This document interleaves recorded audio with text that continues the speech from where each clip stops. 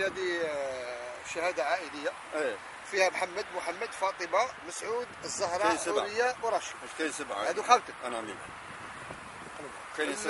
هذه خالتك. هاي انا خالتي. ولاد موسى، ولاد بو عمار موسى وفاطمه بنت علي. شداني حجيله. يمان يماك واسمه؟ يمانا شداني حجيله. شداني فاطمه بنت علي الزوجه شداني حجيله.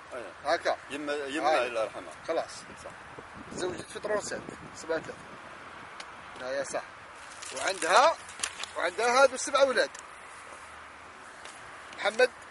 محمد فاطمه مسعود الزهراء حوريه ورشيد. هكا الحاج صح. الوثيقه الثانيه عند الموثق دليمي رابح، الموثق ب5 مليون. ولايه عين دفله. يشهدوا دو تاكسيور. هو السيد العزيلي حسن بن احمد، مستغل سياره اجره، الساكن بقسم رقم 38 بلديه برقي الجزائر، المولود بالمديه في 4 من فبراير سنه 56 و900 والف حسب رخصه السياقه الى اخره.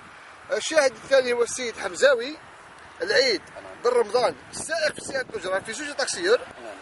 شهدوا الشاهدان المعرفان اللذان صرحا بأننا في مجلس هذا العقد بأنهما يعرفان المعرفة التامة المرحوم بو عمار موسى اللي هو الوالد تاعك رحمة الله عليه بن رابح، الفلاح ساكن قيد حياته بطبلاط، فرقة بروس المدية، المولود بطبلاط، مؤرخ 8 جوان 1960 كذا إلى آخره. وأكد في شهادتهما بأنه توفي بطبلاط في 31 ديسمبر 71 و900 والف، وفاته عدد 0210، كما أكد بأنه توفي ولم يترك أي وثيقة وأنه لم يوصي بشيء، وقد تركها ليرث زوجته التي بقيت أرملة المسماة شداني حجيلة بنت محمد